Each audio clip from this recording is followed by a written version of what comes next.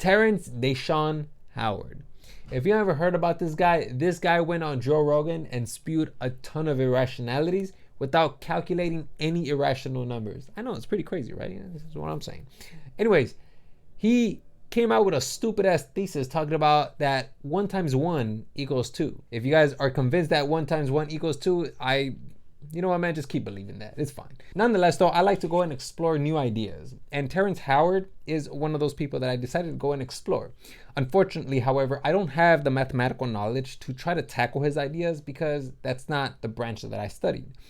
So I decided to look around the science community or even the math community to see if anybody has engaged with these ideas. And luckily, there was a video by Professor Dave, which I highly recommend. He essentially makes Terrence Howard's ideas look like they're divided by 0, which a lot of it was undefined, and his ideas make complex numbers look simple by comparison. Now you're probably wondering, Sonic, you're talking too much about Professor Dave. I'm here for Neil deGrasse Tyson. You have him in the thumbnail. What's up? Well, the reason why I'm talking about Professor Dave is because I first became aware of Neil deGrasse Tyson in his video because apparently Terrence had sent them his thesis.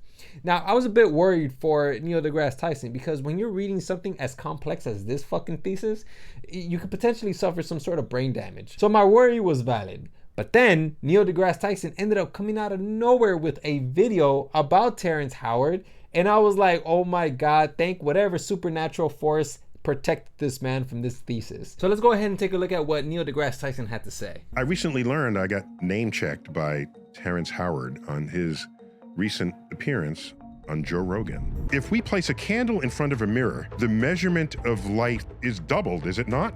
It does not measure as only one light source. We actually see 2 lights.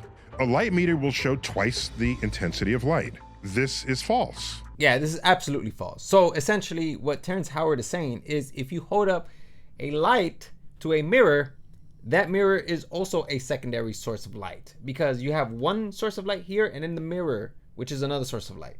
But that's not what's going on. What's going on is that you're holding up this source of light and it's reflecting off of the mirror. But I'm gonna go ahead and get into it a little more after Neil deGrasse Tyson explains it. Light in the mirror appears dimmer than the source of light itself for several reasons, starting with the fact that no mirror is 100% reflective. But more importantly, the candle in the mirror is always farther away from you than the candle itself.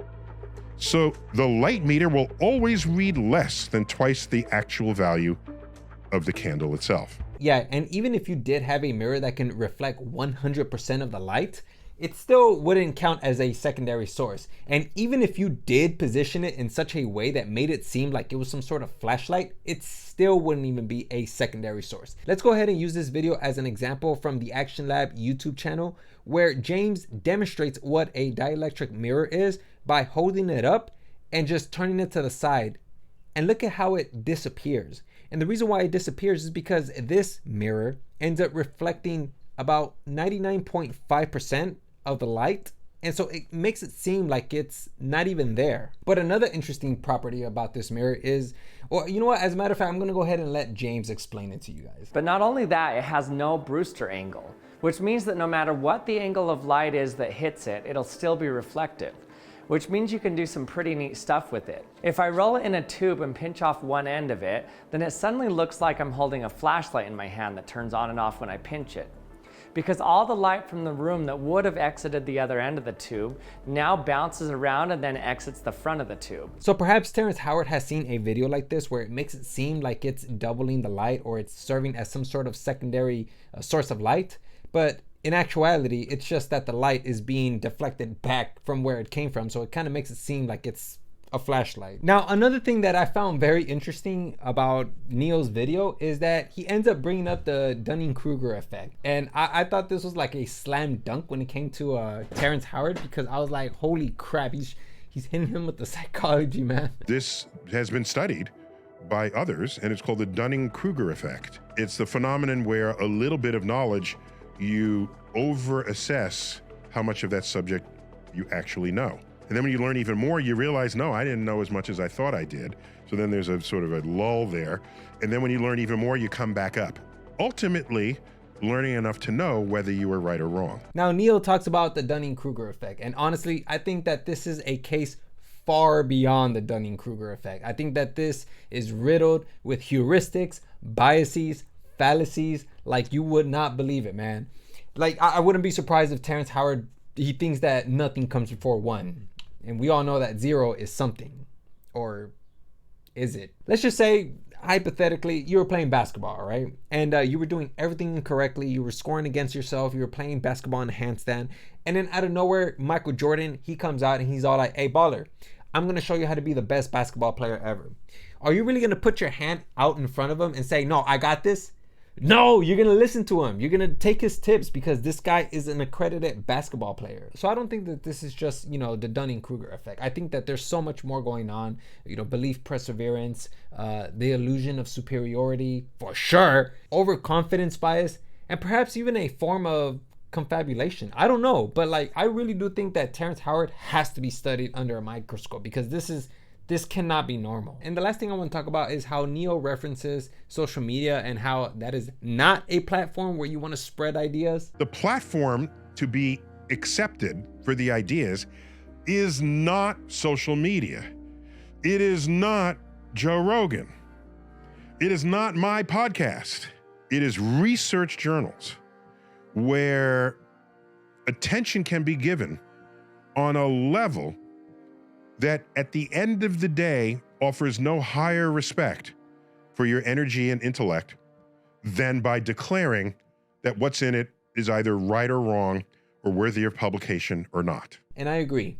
When you spread ideas like the ideas that Terrence Howard offers, I think it's absolutely dangerous because when you spread these non-scientific ideas out into the world, especially on social media, a lot of people commit the anchoring bias. And the reason why is because these ideas that Terrence Howard presents are so much more digestible than something that you would read in a textbook. And on top of that, people are also enacting the confirmation bias because it's not just one piece of information that Terrence Howard is offering to the world.